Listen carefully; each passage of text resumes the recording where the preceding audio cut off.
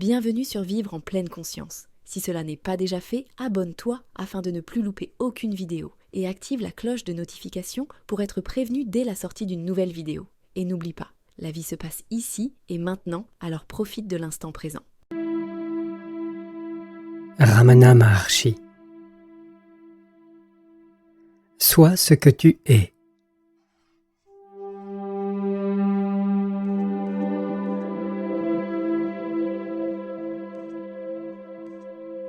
Chapitre 12. La vie dans le monde.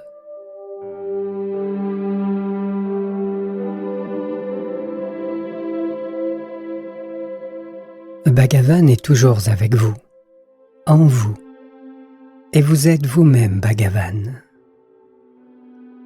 Pour réaliser cela, vous n'avez besoin ni de quitter votre travail, ni de partir de la maison. Renoncer ne veut pas dire abandonner ses habits, ses liens familiaux, sa maison, etc. Non, renoncer signifie se débarrasser des désirs et de l'attachement. Celui qui a renoncé aux désirs se fond en réalité dans le monde et étend son amour aux limites de l'univers. Expansion de l'amour et de la tendresse est un bien meilleur terme que renoncement pour un véritable serviteur de Dieu. Celui qui renonce dans l'immédiat au lien du désir donne une plus grande extension au lien de la tendresse et de l'amour par-delà les limites de caste, de croyances et de races. Un sannyasi, un renonçant, qui se défait de ses habits et quitte sa maison, ne le fait pas par aversion pour son entourage, mais par une expansion de son amour pour les autres. Quand cette expansion se produit, on n'a pas le sentiment de fuir la maison, mais plutôt de s'en détacher comme un fruit mûr d'un arbre. Jusque-là, ce serait de la folie de quitter sa maison ou son travail.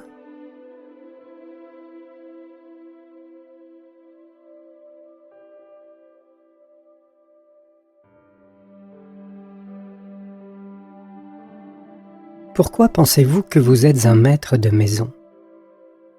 Des pensées semblables, à savoir que vous êtes un sannyasi, un renonçant, vont vous assaillir quand vous partirez comme sannyasi. Que vous restiez dans la vie de famille ou que vous y renonciez pour aller dans la forêt, votre esprit vous poursuit.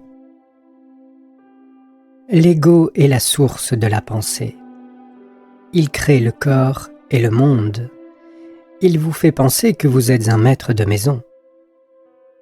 Mais si vous renoncez au monde, il va simplement substituer la pensée de renonçant à celle de maître de maison et l'environnement forestier à celui de la vie de famille, et les obstacles mentaux seront toujours en place.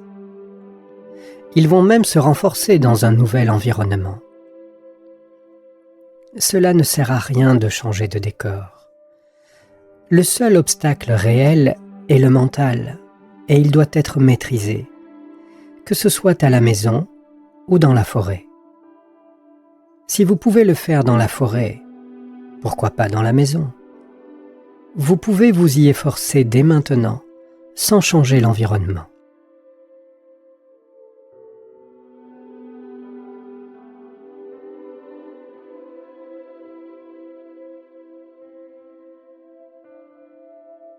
Il est possible de goûter au samadhi en étant engagé dans un travail concret, à condition de réaliser que l'obstacle est la pensée « je travaille ». Posez-vous la question « qui travaille ?» Rappelez-vous qui vous êtes. À partir de là, le travail ne sera plus une entrave, il se poursuivra automatiquement. Ne faites aucun effort, ni pour travailler, ni pour renoncer. C'est votre effort qui crée l'obstacle. Ce qui doit arriver, arrivera. Si votre destin est de ne pas travailler, vous n'obtiendrez jamais de travail même en cherchant activement. Si vous êtes destiné au travail, Vous ne pourrez pas y échapper. Vous serez obligé de vous y engager. Laissez donc tout cela entre les mains de la puissance suprême. Vous ne pouvez ni renoncer, ni retenir en fonction de votre seul choix.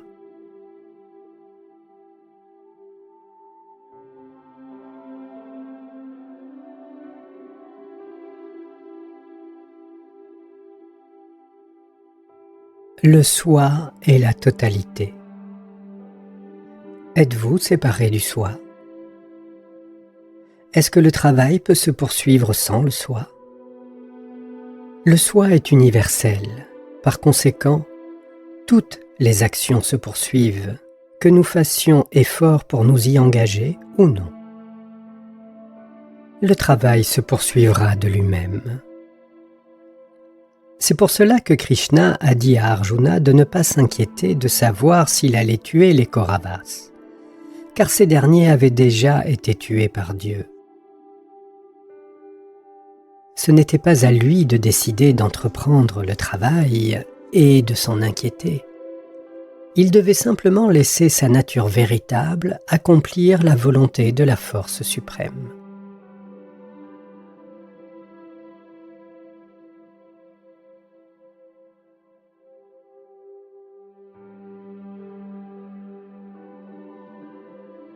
Ne craignez pas que votre travail puisse en souffrir si vous ne vous en occupez pas, car s'occuper du soi veut dire s'occuper du travail.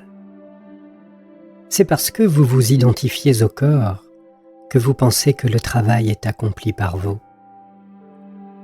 Mais le corps et ses activités, y compris ce travail, ne se situent pas en dehors du soi. Quelle importance que vous vous occupiez du travail ou non.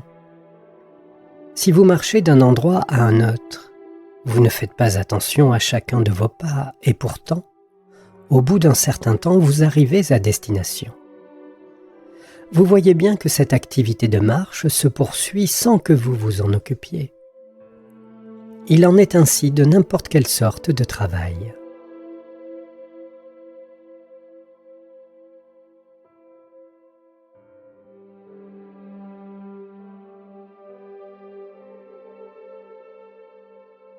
Si quelqu'un garde constamment le souvenir du soi, ses actes devraient toujours être justes.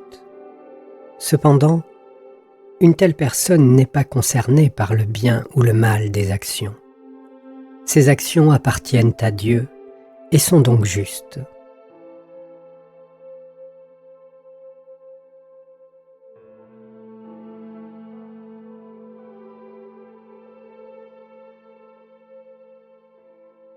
Quel est le courant souterrain qui donne vie au mental et lui permet de faire tout ce travail?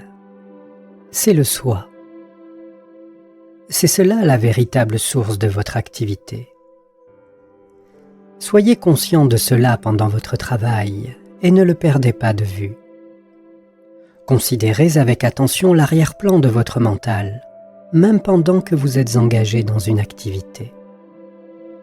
Pour cela, ne vous dépêchez pas, prenez votre temps.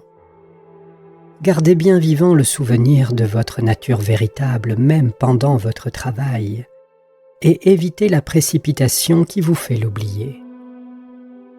Soyez réfléchi. Pratiquez la méditation pour calmer le mental et le rendre conscient de sa relation exacte au soi qui en est le support.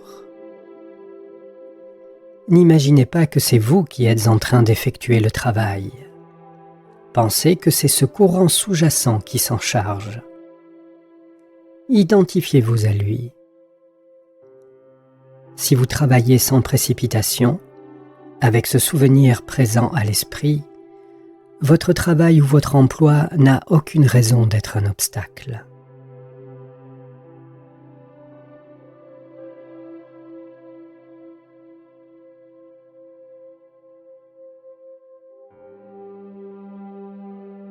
Le renoncement n'est pas ailleurs que dans le mental.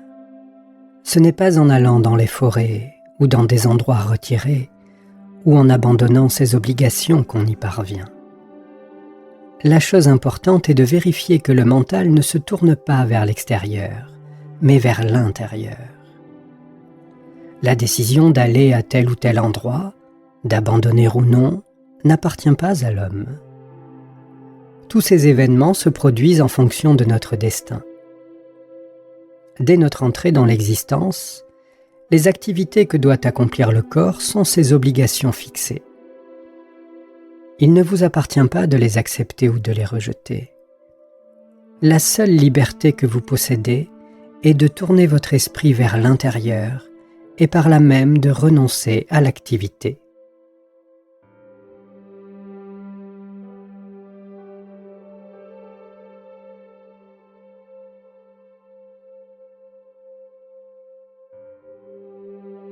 Certaines choses, comme faire des pèlerinages aux lieux saints ou rechercher la compagnie des sages, peuvent être utiles pour les débutants. Mais de telles choses ne demeurent pas constamment avec vous, tandis que le retournement du mental vers l'intérieur est permanent. Beaucoup désirent faire un pèlerinage ou s'associer aux saints, mais combien y réussissent ? Si vous voulez aller à l'essentiel, vous devez rechercher qui vous êtes ou qui appartient à la liberté ou le destin. Qui êtes-vous et pourquoi avez-vous obtenu ce corps avec toutes ses limitations ?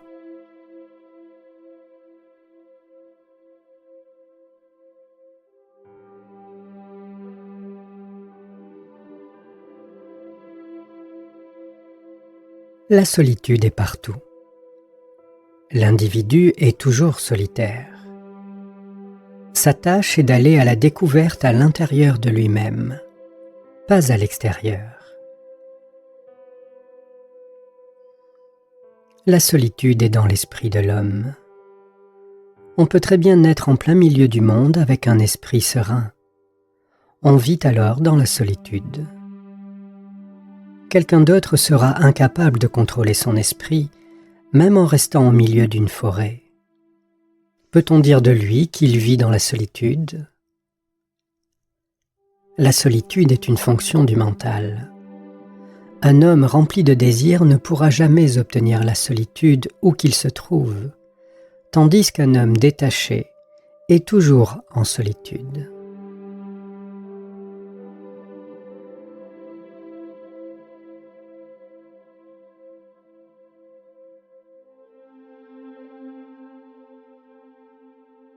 Un homme peut être à la fois occupé dans un travail, être libre de désir et vivre en solitude. Le travail accompli avec attachement est une entrave, tandis que celui qui est accompli avec détachement n'affecte pas l'auteur apparent de l'acte. Pour celui qui travaille de cette façon, le travail n'interrompt pas la solitude.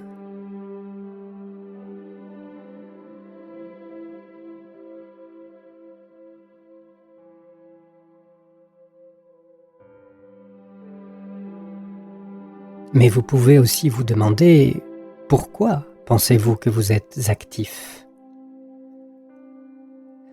Prenez un exemple grossier, celui de votre arrivée ici.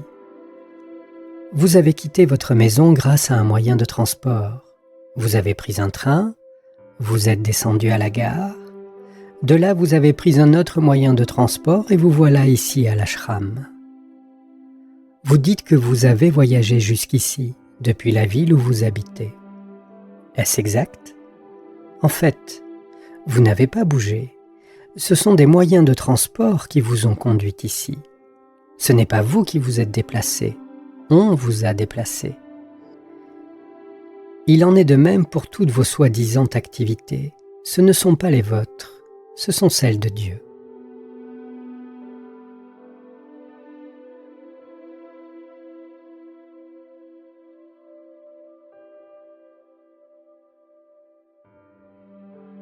Les activités du sage n'existent qu'au regard des autres, pas à ses propres yeux. Même s'il est en train d'accomplir des tâches immenses, en réalité, lui-même ne fait rien du tout. Ces activités ne sont en aucune façon un obstacle à la non-action et à la paix du mental. Il sait qu'en vérité, toutes les activités ont simplement lieu en sa présence, mais que lui ne fait rien. Le sage n'est que le témoin silencieux de toutes les activités qui se déroulent.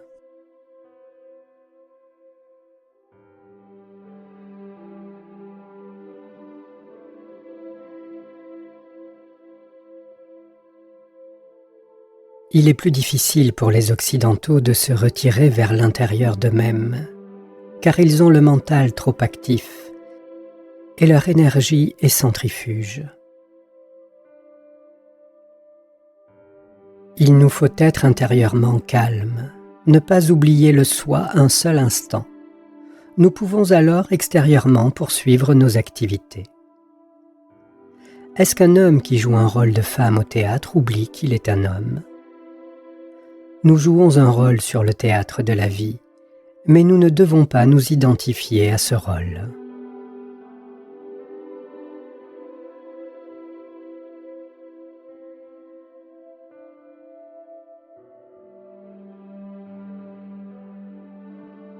Avant d'essayer d'aider les autres à se débarrasser de leur indolence spirituelle, voyez si vous vous êtes débarrassé de la vôtre. Orientez vos recherches vers le soi. La force qui est en vous fera effet sur les autres aussi.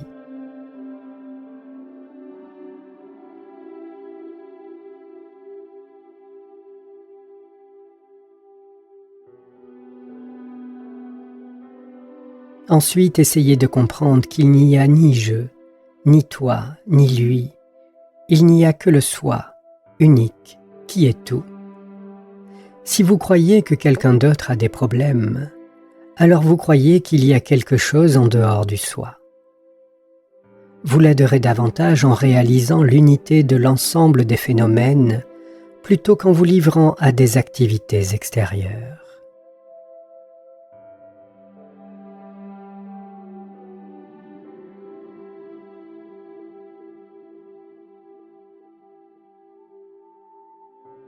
Un véritable brahmachari, un célibataire, est celui qui réside en Brahman.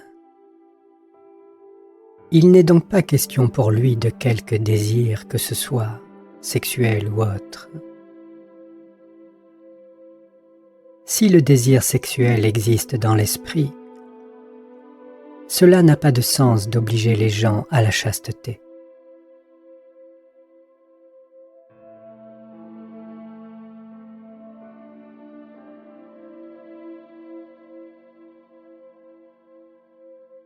La vie de famille n'est pas un obstacle au progrès spirituel, mais le chef de famille doit faire de son mieux pour pratiquer la maîtrise de soi.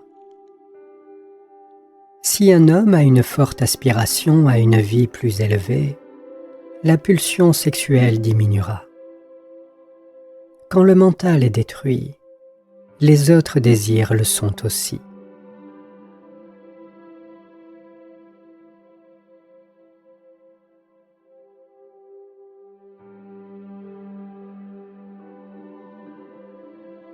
Même si vous vous êtes souvent abandonné à la luxure, ne vous morfondez pas sur ce que vous avez fait.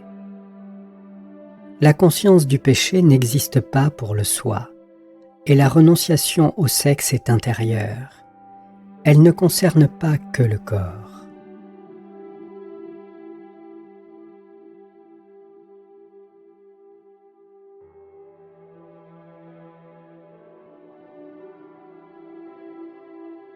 Si vous êtes profondément troublé par la vue d'une belle femme ou d'un bel homme, sachez que ce sont vos sens et votre corps qui vous induisent en tentation.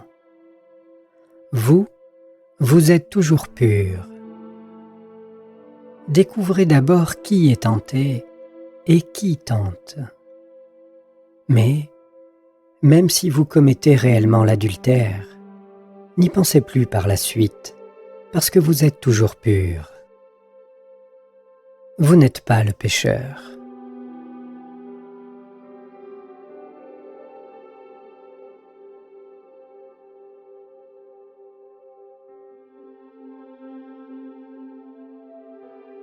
Nous pouvons chasser les fantasmes sexuels en extirpant l'idée fausse que nous nous faisons du corps comme étant le soi. Il n'y a pas de sexe dans le soi. Soyez le soi et vous n'aurez pas de problème sexuel.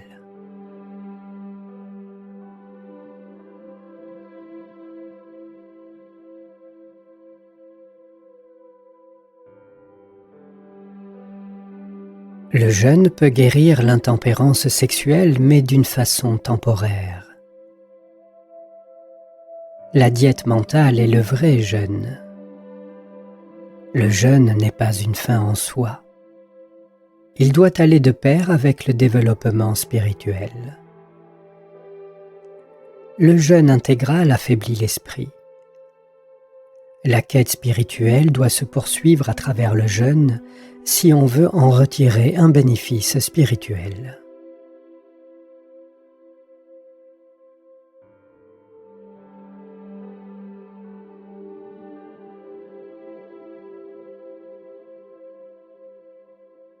Vous souhaitez savoir si l'on peut progresser spirituellement grâce au jeûne. Mais la diète doit d'abord être mentale et concerner les pensées. L'abstention de nourriture n'amène rien de bon et peut même déranger le mental. L'épanouissement du mental sera davantage le fruit d'une alimentation bien réglée.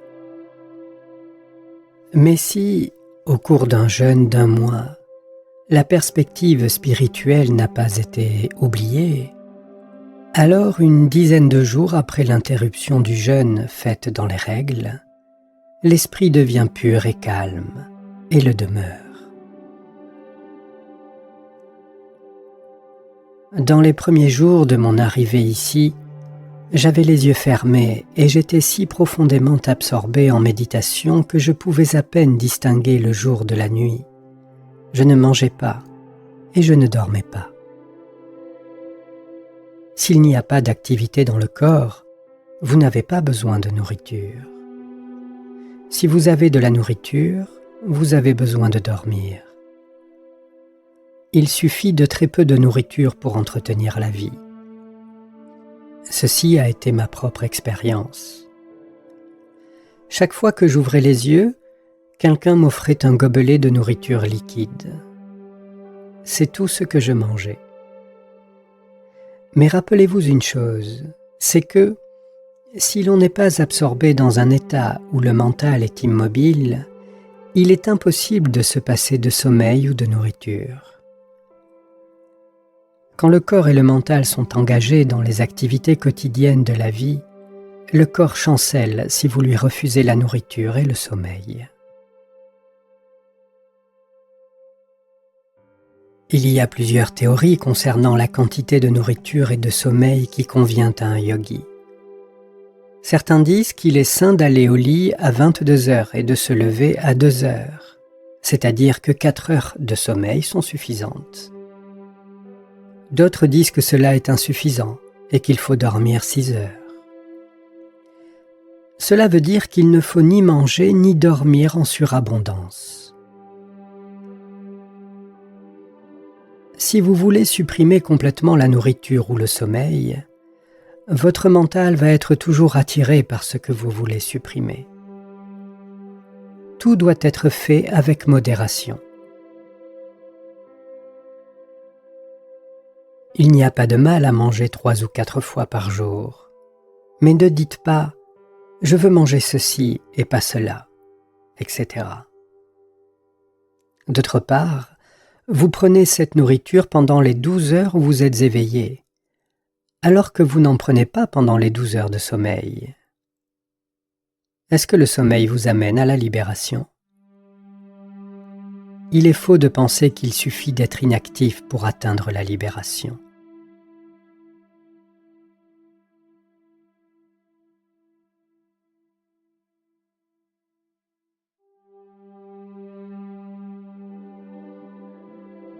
Les aliments ont un effet sur l'esprit. Pour pratiquer le yoga, le végétarisme est indispensable, parce qu'il rend l'esprit pur et harmonieux.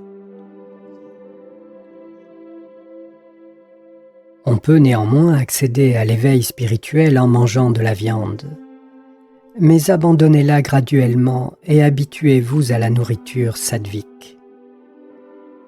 Quand vous atteindrez l'illumination, ce que vous mangerez aura moins d'importance, comme cela a peu d'importance que l'on ajoute du combustible à un grand feu.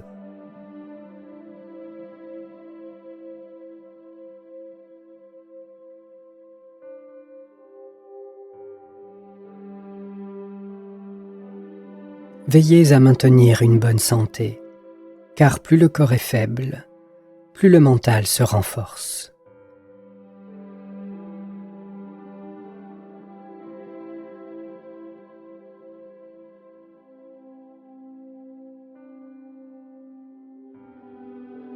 La qualité de la nourriture influence le mental. Le mental se nourrit de la nourriture consommée.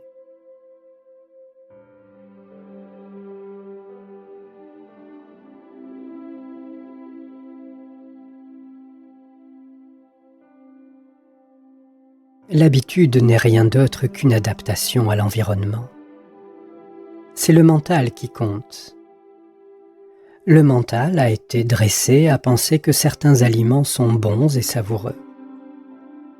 Les principes nutritifs peuvent être obtenus aussi bien dans le régime végétarien que dans le régime non végétarien. Mais le mental a un désir particulier pour telle ou telle nourriture parce qu'il y est habitué et qu'il la considère savoureuse.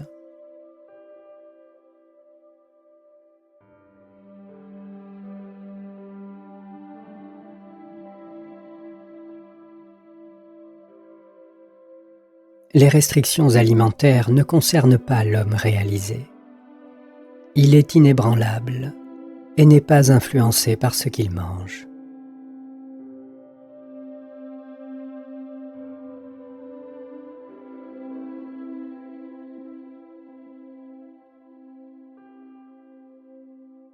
Ne pas faire de mal, ahimsa, est la première injonction du code de discipline des yogis. Les plantes sont aussi vivantes, certes, mais les dalles aussi sur lesquelles vous êtes assis.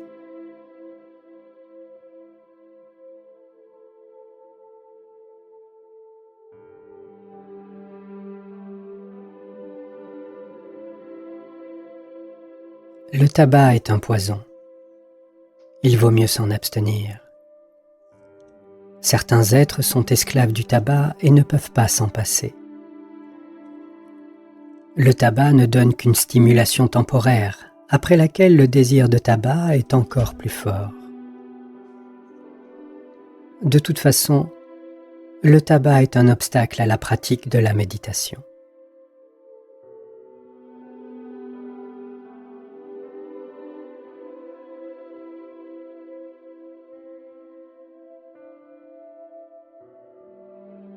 Je recommande l'abandon de la viande et des boissons alcoolisées, surtout pour les débutants, parce que ça leur est très utile.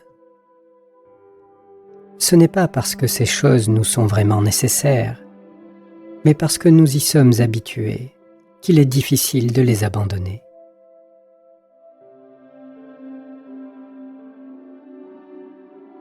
Les règles de conduite qu'un chercheur spirituel doit suivre sont les suivantes. Modération dans la nourriture, modération dans le sommeil et modération dans la parole.